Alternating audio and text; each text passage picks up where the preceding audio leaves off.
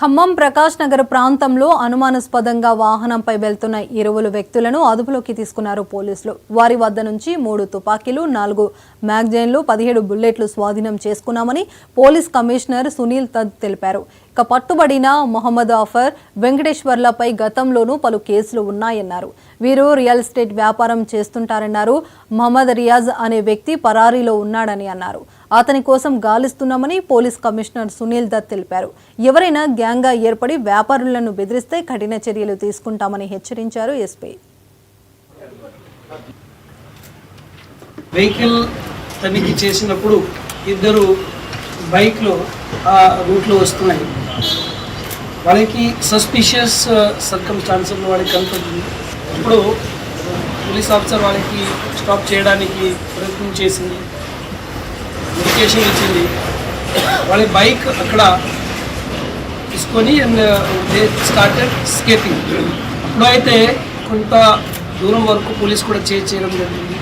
చేసిన తర్వాత వాళ్ళకి అప్రిహెన్షన్ తర్వాత వాళ్ళకి ఇంటర్వ్యూషన్ అక్కడ జరిగింది.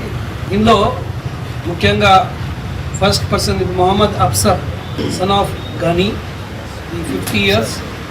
ఆయనకి వృత్తి అయితే electronics goods and real estate business చేస్తున్నారు. ఈ ప్రెసిడెంట్ ఆఫ్ కస్బా బజార్ ఖమ్మం.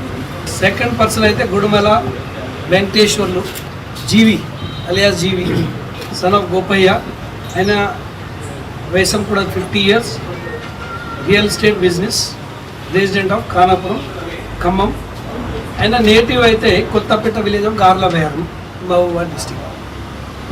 ఇద్దరికి ఇంటర్వ్యూషన్ చేయడం జరిగింది. ఇంటర్వ్యూషన్లో మనకు ఇన్ఫర్మేషన్ వచ్చింది, దే హ్యావ్ అడ్మిటెడ్ వాళ్ళే ఇంతకుముందు కూడా ఎక్స్టార్షన్ కేసెస్లో మహబూబాబాద్, గార్లబేరం, మరిపేడ, కేసు ముందు ఆ పోలీస్ స్టేషన్ వాళ్ళ మీద కేసెస్ ఉన్నాయి. ఎక్స్టార్షన్, రియల్ ఎస్టేట్స్, ఇది సెటిల్మెంట్, డబ్బు గురించి ఎవరికి బెదిరించి వెపన్ చూపించి డబ్బు కలెక్షన్ చేయనేది వాళ్ళ మీద కేసెస్ ఉన్నాయి.